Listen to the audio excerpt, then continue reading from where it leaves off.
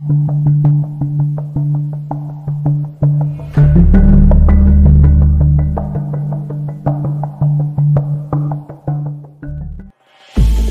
ने कंधे उचकाए, कुछ कहा नहीं जा सकता। मैं इन दोनों की बातें बड़े गौर से सुन रहा था। मैंने डॉक्टर उकाद से कहा कि अगर किसी तरह इस अमर का यकीन हो जाए कि सोनिया इसी फौजी चौकी में ज़ेर हिरासत है तो फिर यकसुई से कुछ सोच समझकर मनसूबाबंदी की जा सकती है। डॉक्टर कुर्सी से उठ खड़ा हुआ। मैं जाता हूँ। हाँ, इस अमर की तस्दीक बहुत जल्द कर दी जाएगी। सादिया बोली, इतना ख्याल रहे कि हमारे पास वक्त बहुत कम रह गया है। डॉक्टर उकाद ने कोई जवाब न दिया, सर पर हैड जमाया और ब्रीफ केस उठाकर सीढ़ियाँ उतर गए। सादिया ने पलट कर मेरी तरफ देखा और बोली, तुम आराम करो, मैं स्टोर में जा रही हूँ। मेरे जहन में एक मंसूबे का इब्तदाई खाका तैयार होना शुरू हो गया था। जहन बड़ी तेज़ी से इस खतरनाक मंसूबे के तमाम अज्जा और कवाइफ जमा कर रहा था, लेकिन इसके लिए पहली शर्त यह थी कि मुझे इस बात की यकीन दहानी करा दी जाए कि सोनिया वहीं जंगी तनसीबात की फौजी चौकी में। इसकी तस्दीक अगले रोज़ ही हो गई। डॉक्टर उकाद ने फ़ोन करके खुफिया कोड में सादिया को इतला की, सोनिया मसदूम की फौजी चौकी में नज़रबंद है और काहिरा में होने वाले अरब ममालिक के सरबराह की कॉन्फ्रेंस में इसकी नज़रबंदी को इसराइल ब्लैकमेल करने का फैसला कर चुका है। ये कॉन्फ्रेंस 10 रोज़ बाद शुरू होने वाली थी।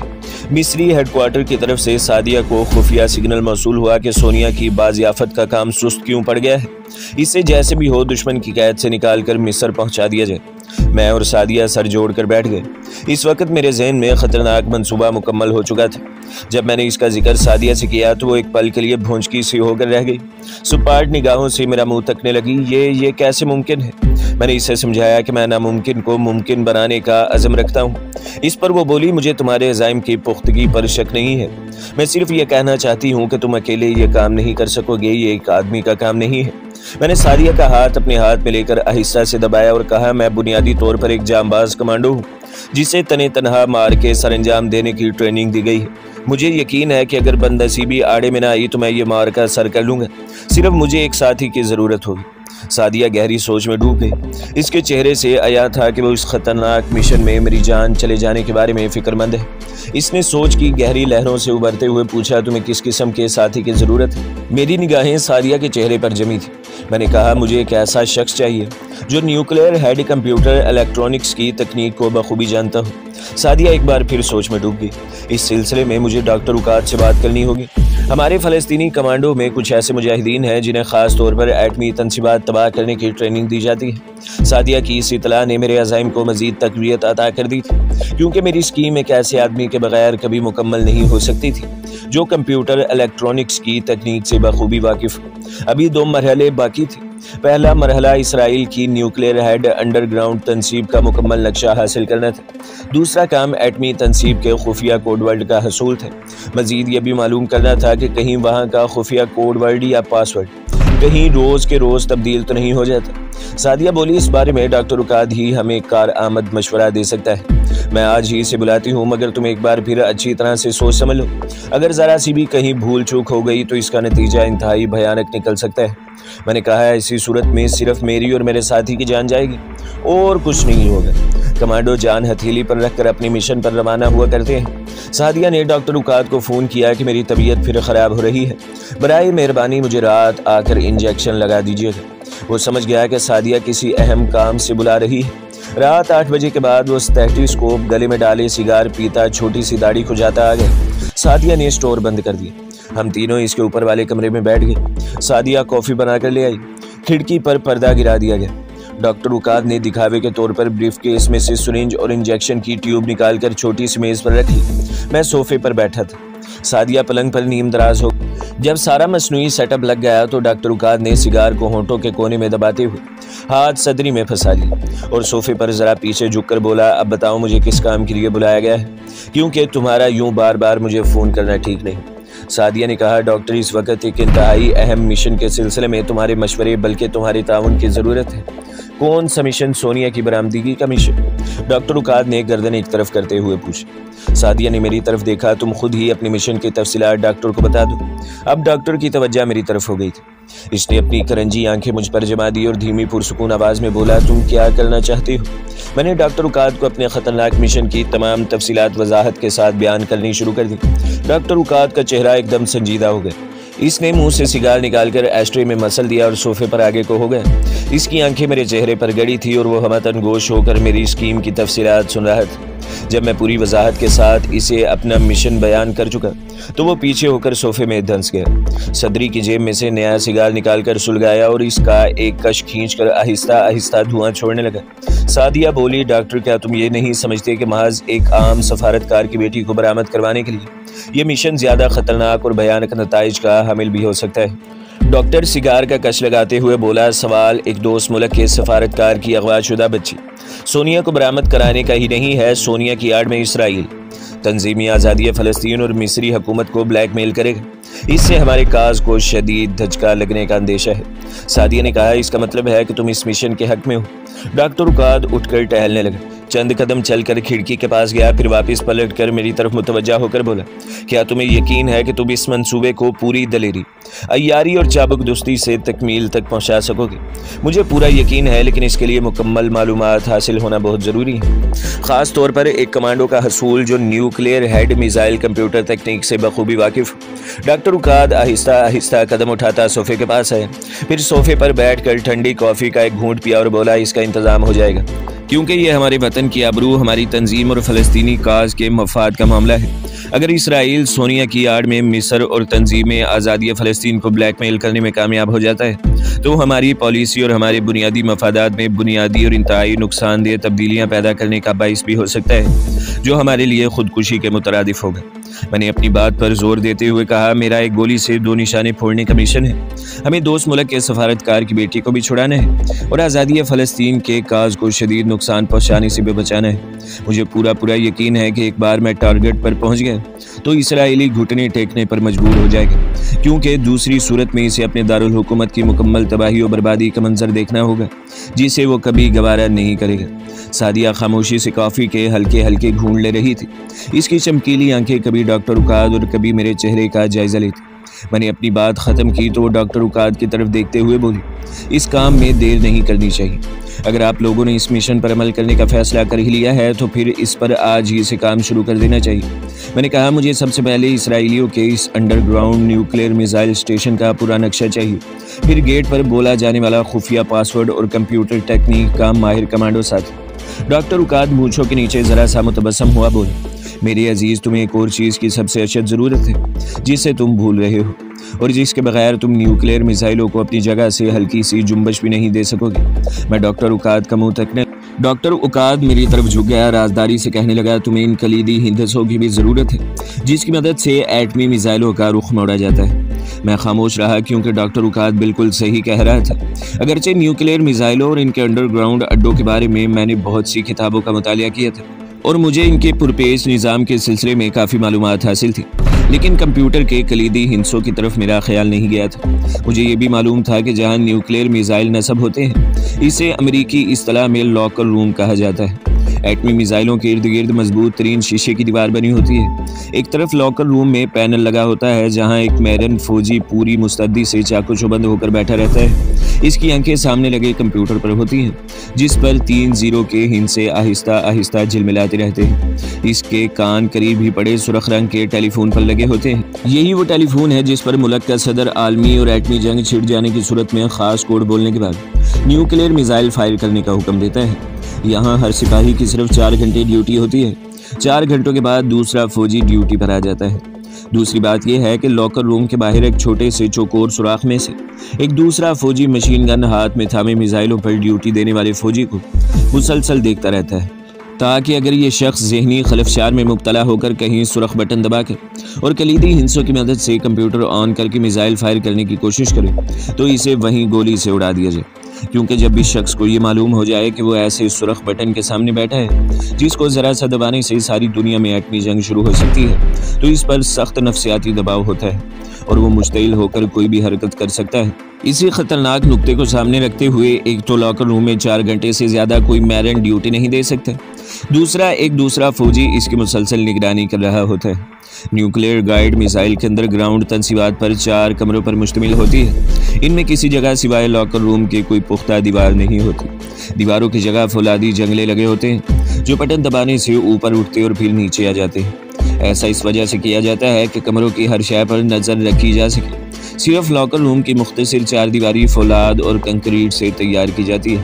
اس کا دروازہ بھی فولادی سلاخوں والا ہوتا ہے، جہاں سے لاکر روم کے اندر نیوکلیئر میزائلوں اور پہرے داروں پر موجود فوجی کو آسانی سے دیکھا جا سکتا ہے۔ یہاں جگہ جگہ دیواروں کے ساتھ ٹی وی اسکرین ہوتے ہیں جن پر باہر چاروں طرف کا منظر ہر وقت نظر آتا ہے۔ اسرائیل کا نیوکلیئر میزائل اسٹیشن امریکہ کی مدد سے لگایا گیا تھا اور اس کے لاکر روم میں 4 ایٹمی میزائل نصب تھے۔ ان کے نیوکلیئر ہیڈ تھے، یعنی ان کے سروں پر ایٹم بم لگے ہوتے ہیں۔ ان 4 میزائلوں میں سے ایک میزائل کا رخ شام کے دارالحکومت دمشق، ایک کا اسکندریہ، ایک میزائل کا قاہرہ اور ایک میزائل کا رخ مصر ہی کی ایک فوجی چھاونی کی جانب متعین کر دیا گیا تھا۔ ان میزائلوں کو صرف اس صورت میں چھوڑا جانا تھا جب شام اور مصر کی جانب سے ایٹمی میزائل چلانے کی دھمکی دی جائے۔ اسی قسم کے نیوکلیئر میزائل شام نے بھی روسیوں کی مدد سے خفیہ انڈر گراؤنڈ مقام پر نصب کر رکھے تھے اور ان کا رخ اسرائیل کے 2 بڑے شہروں یعنی تل ابیب اور یروشلم کی جانب متعین کر دیا گیا تھا۔ اسرائیلی ملٹری انٹیلیجنس کی خفیہ رپورٹ کے مطابق ایسے میزائل مصر نے بھی صحرائے سینا میں کسی جگہ پوشیدہ مقام پر نصب کر رکھے تھے۔ اسرائیلی نیوکلیئر ہیڈ میزائلوں کے انڈر گراؤنڈ کمروں میں ایسا انتظام کر دیا گیا تھا کہ ایٹمی جنگ چھڑ جانے کی صورت میں وہاں ایٹمی تابکاری کی شعاعیں اندر داخل نہیں ہو سکتی تھیں۔ اس کے علاوہ وہاں گیس، پاور اور کھانے پینے کا سامان اتنی مقدار میں جمع کر دیا گیا تھا کہ لاکر روم کا عملہ وہاں 6 ماہ تک رہ سکتا تھا۔ لاکر روم کی خطرناک سرخ ٹیلی فون کی تار زمین کے اندر ہی اندر ایک فولادی پائپ کے ذریعے دارالحکومت تل ابیب میں اسرائیلی وزیر اعظم کے بیڈ روم تک پہنچائی گئی۔ وائرلیس ٹیلی فون کا خطرہ اس لیے مول نہیں لیا گیا تھا کہ اس کے سگنل جام کیے جا سکتے تھے۔ میری ان معلومات سے سعدیہ اور ڈاکٹر اوقات کو قدرے حیرت ضرور ہوئی، اگرچہ انہیں اس حقیقت کا بھی علم تھا کہ اس نیوکلیئر عہد میں ایسی معلومات ایک کامیاب کمانڈو اور ایجنٹ کے علم کا جزو بنتی ہیں۔ اس کے باوجود یہ لوگ میرے وسیع تجربے اور جرت اور دلیری کے وسیع تر امکانات سے پوری طرح واقف نہیں تھے۔ منصوبہ چونکہ ایک اعتبار سے تیر بہدف بھی تھا، اس لیے ڈاکٹر اوقات نے فوراً اس کی منظوری دے دی اور بھرپور تعاون کا بھی یقین دلایا۔ میں نے سعدیہ سے ایک کاغذ قلم لیا اور ڈاکٹر اوقات کو نمبر وار اپنی تمام ضروریات لکھ دی۔ اس میں سے ایک بااعتماد جاں باز سرفروش اور کمپیوٹر الیکٹرونکس کے ماہر ساتھی کمانڈو کی ڈیمانڈ کے علاوہ سائلنسر والی 2 آٹومیٹک جرمن پستولیں اور 2 پولی ایسٹر نائلان کے ماسک اور سائنائڈ زہر کے 2 کیپسول بھی شامل تھے۔ یہ زہریلے کیپسول اس لیے تھے کہ اگر ہمارا مشن کسی وجہ سے ناکام ہو جاتا ہے تو ہم انہیں چبا کر خودکشی کر سکتے۔ نیوکلیئر کمپیوٹر کے کلیدی ہندسوں کی فراہمی کی ذمہ داری از خود ڈاکٹر اوقات نے لے لی تھی۔ رات 11 بجے ڈاکٹر اوقات اگلے روز رات 8 بجے آنے کا وعدہ کر کے چلا گیا۔ کھانا ہم نے اکٹھے ہی کھا لیا تھا۔ سعدیہ دوبارہ کافی بنا کر لے آئی۔ میں اس کے بستر سے اٹھ کر بڑے صوفے پر بیٹھ گیا۔ سعدیہ چونک کر بولی، یہ کیا؟ نہیں تم میرے پلنگ پر ہی سو گے، میں صوفے پر سوؤں گی، ابھی تمہاری طبیعت ٹھیک نہیں ہے۔ میں نے مسکراتے ہوئے کہا، میں بالکل ٹھیک ہوں سعدیہ، تم میری اتنی فکر نہ کیا کرو، اور پھر ہم تو موت کی ہاتھ میں ہاتھ ڈال کر چلتے پھرتے رہتے ہیں۔ میں نے پہلی بار سعدیہ کی سیاہ چمکیلی آنکھوں میں غم کے سیاہ بادل امڑتے دیکھے۔ یہ بددلی کسی وقت بھی برس سکتی تھی۔ چمکیلی آنکھیں، گرم سانسوں کی موسیقی، ستم نصیب آہوں کی پٹ جھڑ اور ملاب کے سر بہار کی موتیوں بھری بارش۔ محبت کا ان شوخ اور رنگین پھولوں سے ایک کمانڈو کا دامن خالی ہوتا ہے۔ اس کی زندگی تو کڑی دھوپ میں تپتے ریگستان میں سفر کرتے گزر جاتی ہے۔ کہاں کی محبتیں اور کہاں کے روح۔ اگلی رات ڈاکٹر اوقات ٹھیک 8 بجے آ گیا۔ اس نے اسرائیلی نیوکلیئر میزائل اڈے کے بارے میں مجھے جو معلومات فراہم کی اس پر میں حیران رہ گیا۔ تب مجھے احساس ہوا کہ اس مختصر سے غیر دلچسپ فلسطینی مجاہد کا دائرہ کس قدر وسیع تھا اور اس کے آدمی کہاں کہاں پھیلے ہوئے تھے۔ یہ ایک نیلے لیٹر پیڈ کا کاغذ تھا جس پر میزائل اڈے کا سارا نقشہ بنا ہوا تھا۔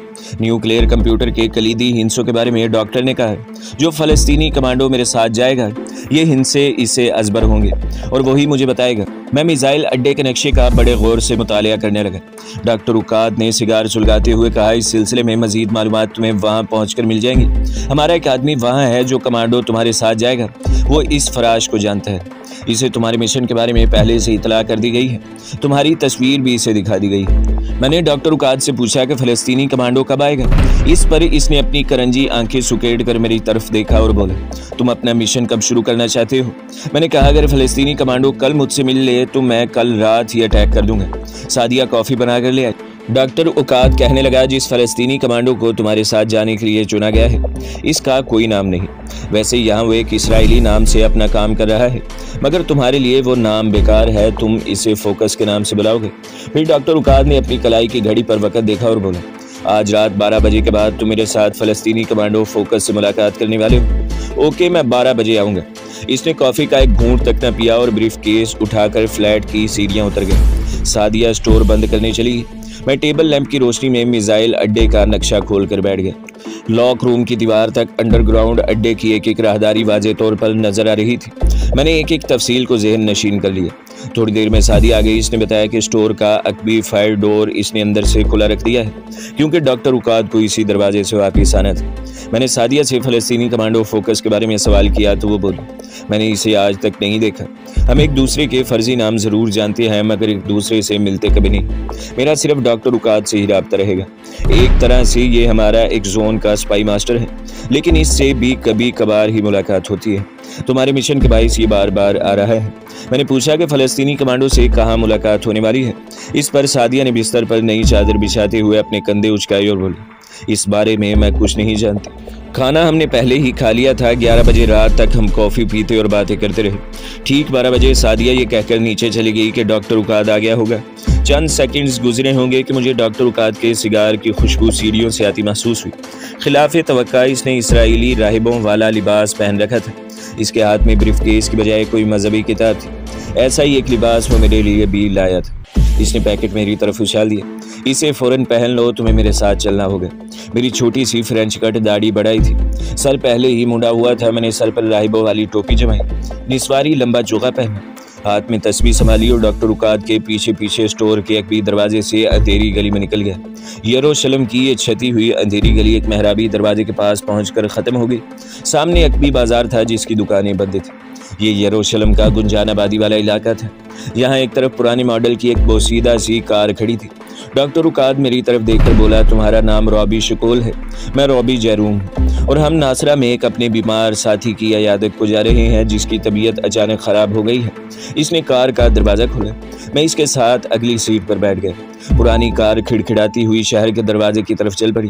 میرا حلیہ کافی بدلا ہوا تھا اور میں اتنی آسانی سے پہچانا نہیں جا سکتا تھا۔ کار سنسان نیم روشن بازاروں میں سے گزرتی ہوئی شہر کے دروازے کے قریب پہنچی تو ڈھلواں سڑک پر دور سے میں نے بڑے محرابی دروازے کے نیچے آمنے سامنے 2 ملٹری جیپوں کو کھڑے دیکھا۔ ڈاکٹر اوقات کی آنکھیں بھی ان جیپوں پر جمی تھیں۔ آہستہ سے بڑبڑائے، سیکیورٹی گارڈ موجود ہے، تم خاموش رہنا۔ میں جانتا ہوں مجھے کیا کرنا ہے، جو کچھ میں نے تمہیں بتایا ہے اسے یاد رکھنا۔ گاڑی سیکیورٹی گارڈ کی جیپوں کے پاس جا کر رک گئی۔ 2 اونچے لمبے اسرائیلی فوجی ہیلمٹ لگائے ہاتھوں میں اسٹین گن لیے ہماری طرف بڑھے۔ ڈاکٹر اوقات نے ان کی طرف دیکھ کر مسکراتے ہوئے کہا، میرے بچوں، تم پر رب ڈیوڈ کی رحمتیں نازل۔ ہمیں اپنے ایک ساتھی رابی کی شدید علالت کے باعث ابھی ناصرہ جانا پڑ گیا ہے۔ ارے ہاں، میرے پاس تلوبیب سے آئے ہوئے کچھ عمدہ سگار ہیں، کیا تم شوق کرو گے؟ یہ کہہ کر ڈاکٹر اوقات نے گاڑی کے ڈیش بورڈ میں سے سگار کا ایک پیکٹ نکال کر سیکیورٹی گارڈز کی طرف بڑھائے۔ پرانی گاڑی میں 2 سیدھے سادے راہبوں کو دیکھ کر پہلے ہی مطمئن ہو چکے تھے۔ اب سگار ملے تو خوش ہو کر شکریہ ادا کیا اور آگے بڑھنے کی اجازت دے دی۔ ہماری کار ڈہلانی سڑک پر کھڑکھڑاتی تیزی سے آگے بڑھی اور پھر شہر کے باہر جاتی کھلی سڑک پر ایک طرف روانہ ہو گئی۔ ڈاکٹر اوقات خاموش تھا۔ کار رات کے اندھیرے میں ستاروں کی دھیمی دھیمی روشنی میں بنجر ٹیلوں کے آس پاس سے ہو کر آگے بڑھ رہی تھی۔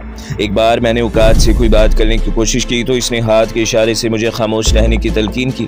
سڑک سانپ کی طرح ٹیلوں کے درمیان بل کھاتی جا رہی تھی۔ مجھے سامنے ایک ٹیلے کے عقب میں روشنی نظر آئی جو آگے ہماری طرف بڑھ رہی تھی۔ پھر اچانک سڑک پر ہم سے تھوڑے فاصلے پر ایک دوسری گاڑی نمودار ہوئی جس کی ہیڈ لائٹس کی روشنیاں سڑک پر پڑی۔